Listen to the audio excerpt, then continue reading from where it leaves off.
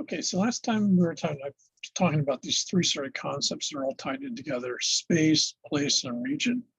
So if you want to think of this like the spatial perspective that's central to geography. The other part, obviously, given the fact that geography is like the relationship of people and the world around them, is what you might call sort of this human environment interaction. And if you go back to human versus physical geography, in many cases, what you find is the difference in terms of how, for example, I, as a human culture geographer, look at a place or location, and someone who's a physical geographer is my tendency would be to look at it in terms of the environment, the people, and the way that they view the environment shaping how they use the environment. A physical geographer might actually see that same location or area as being driven by the environment, which then shapes the options that people have. So if you would, it's sort of like who's in charge. And for whatever it's worth, that's the two approaches. I don't think anyone takes them to extremes anymore. They used to back maybe 100 years ago, where they actually had what we call environmental determinism, which would be the attitude that people were almost like actors in a play. And so if you had the play set up and you had the stage set, i.e. the environment, then people pretty much had to go through it in the way it was set up because the environment dictated how they would operate. This is still a huge part of the stereotyping that folks have of other groups in other parts of the world, is that somehow the environment they live in actually shapes almost everything about them. And the reality is that's not true. It's a very complex world that we live in, and especially the relationships we have with the world around us.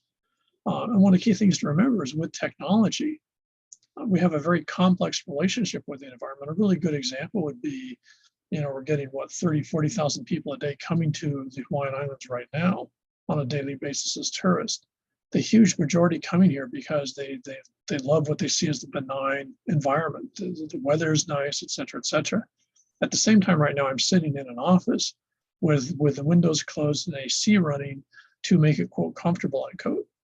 So, in that situation, I'm actually in an artificial environment that's been built by human technology so that I can dress in a way which actually is inappropriate for what would be comfortable if this just were a roof, for example, with no walls on it. So in that situation, we shape the world around us, but in large part also, obviously, the world limits the options that we have available to us. And so this interaction is a huge part of what geographers look at, is on one hand, the spatial component, but also this interactive component of how people and the world around us interact and sort of push and pull and manipulate each other. The second major concept is the idea of cultural ecology.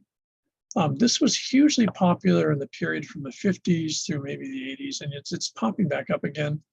And this is the idea that basically that you can quantify the relationship that people have with the world around them.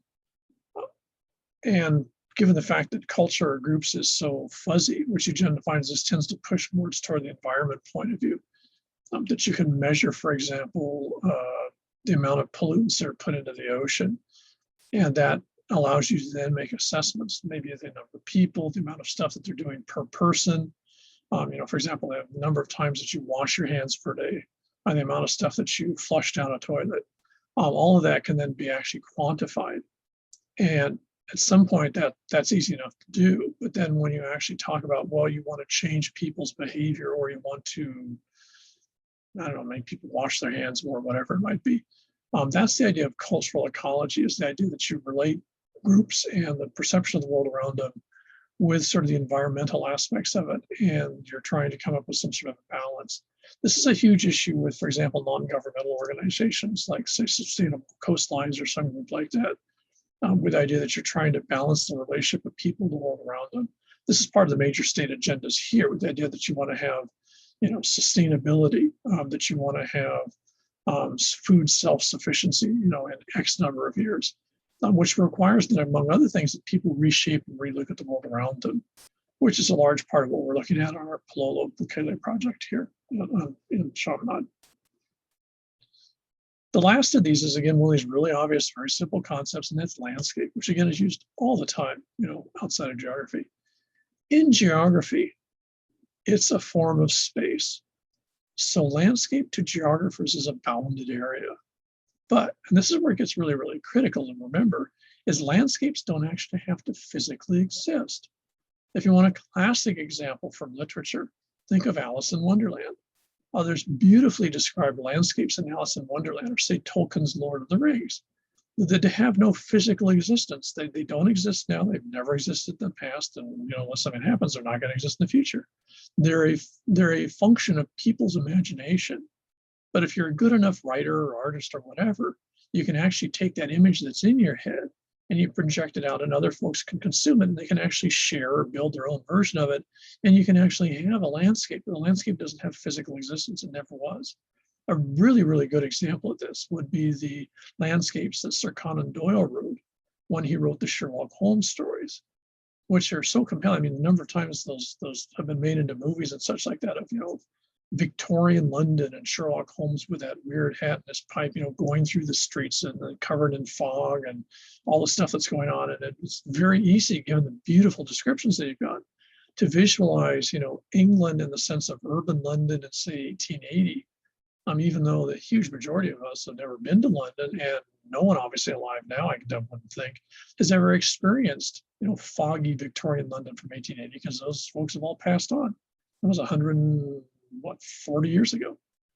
So that's an imaginary landscape, because even back in 1880, Sherlock Holmes didn't exist. The location of his place didn't exist. But if you go to London now, you will find that on Baker Street, which is a real street in London, that they actually went and changed the number of one of the townhouse apartments, and they called it 221 Baker Street, which is the number of the Sherlock Holmes apartment, the fictitious apartment that the fictitious guy lived in a real part of London. Now, because there was so much demand, they basically made that fictitious apartment into a real apartment, and you go in there and they've made it up just like it's described in the books. So you can go into a real apartment that's been remade in a fictitious fashion to reflect a piece of a work of fiction from the past that's now been brought to life. And in fact, I'll give you an example. I'll send you a link to a really good YouTube video that sort of looks at this in a Chinese context. So landscapes are important not only because they exist, but also because landscapes don't have to exist. But it doesn't make them any less compelling or real to people. And you think of the popularity of the Lord of the Rings movies of, how many years ago that was, is a good example of visualizing that. Or the arguments that people get into, and whether if they've read the book and their visualization landscape isn't the same as Jackson or whatever his name is, visualization of the guy that made the Lord of the Rings movies, and people get all edged out because, well, that's not the way it should be. But the funny thing is, what they're arguing about is something that doesn't exist. It's entirely a mental construct. So let's take a look at another one of these mental constructs that's been made real by virtue of digital.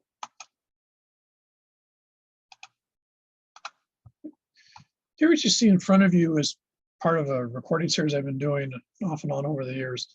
I'm looking at what's called Second Life. Second Life is a virtual world that was first constructed, sort of publicly available in about 2004, 2005. It became popular by 2006-07. It's still going on. It averages about 30 to 50,000 people at any particular time are in Second Life. It's really fascinating from the standpoint of geographers for a bunch of reasons, not the least of which is that everything you see here in this image, so I'll move it forward in a sec, has been constructed by the users. So unlike most programs where basically the company that owns the program builds the world, the artifacts of the program, think of Warcraft, for example, and most of your other EverQuest or a lot of these other, popular games. The only one that's sort of close to this, I can start thinking a little ways, might be Minecraft, where you actually build stuff. This is an actual virtual world, and now it's been around for going on, working on almost 20 years. It really hasn't changed substantially. It's got a lot nicer. This is actually a very low-res screen grab that I was doing while I was wandering through. But the key that makes it different is the fact that everything you see here in terms of structures, even the trees and stuff, have been put in there by the folks that use the program, not the company that owns the program. And so this means when you're going through from a geography standpoint, what you've actually got is digital space. This is digital landscape. Let's just start this up. So this is a digital landscape that was generated by users to make some sort of an artificial world that they had some interest or need in having. So what you're looking at from a geography standpoint is sort of interesting because, if you think of the real world we live in, the house that I can afford, especially here in Honolulu, would, be the size of a small box. versus what looks like a house here or this residence here. And Second Life, not only is stuff incredibly cheap, but it's also very, very easy to make, relatively speaking. So what you can have is people can log into Second Life if they're a user or what they call a resident, and they can actually build their own house. They can actually live in a house.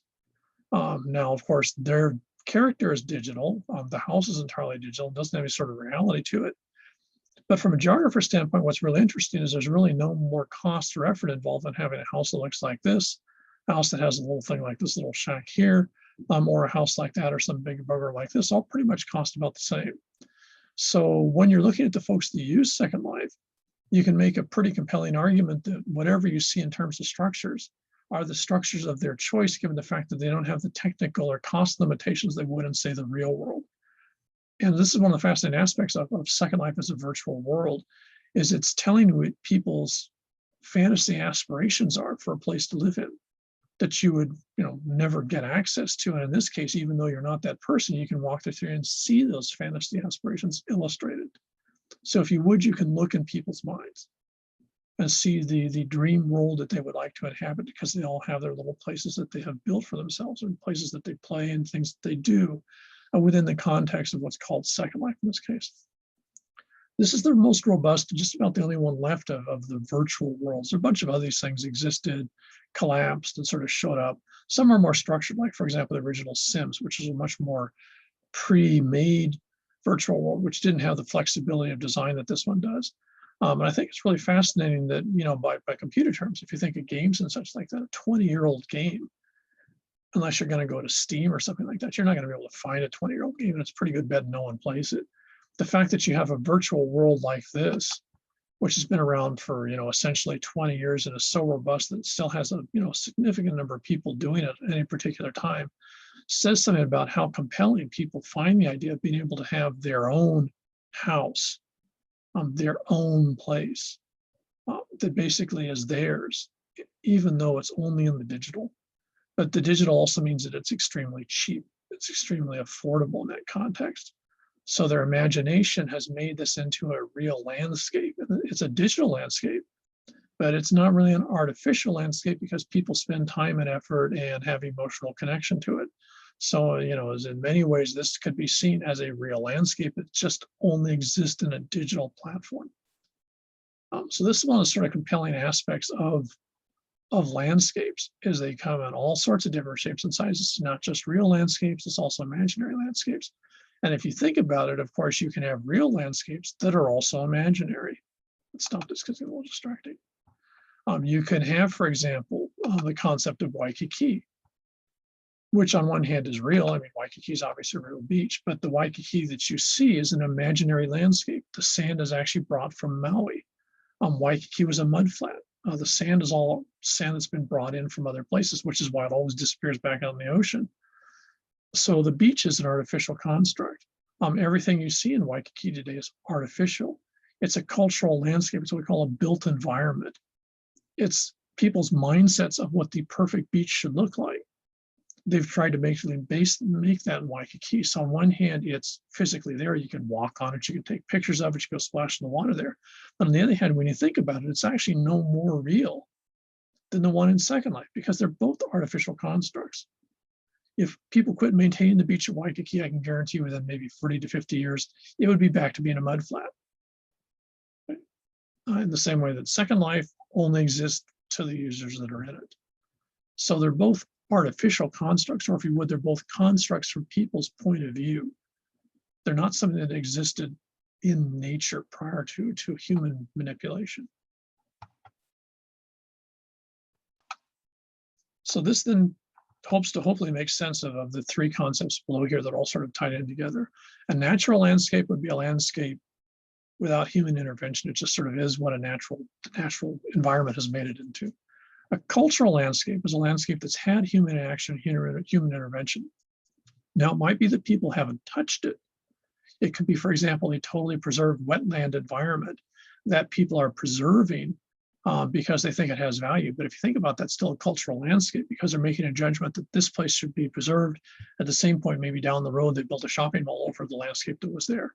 So a cultural landscape doesn't necessarily have to be modified the way it usually is. It can actually be something that's been, quote, saved. A built environment is something that you actually construct. So Waikiki is a good example of a built environment. In a weird way, when you think about it, Second Life is also a built environment. The people have made it. Without the people that are using Second Life, it would be nothing but flat terrain. Everything you saw in that little episode was constructed by the residents in Second Life.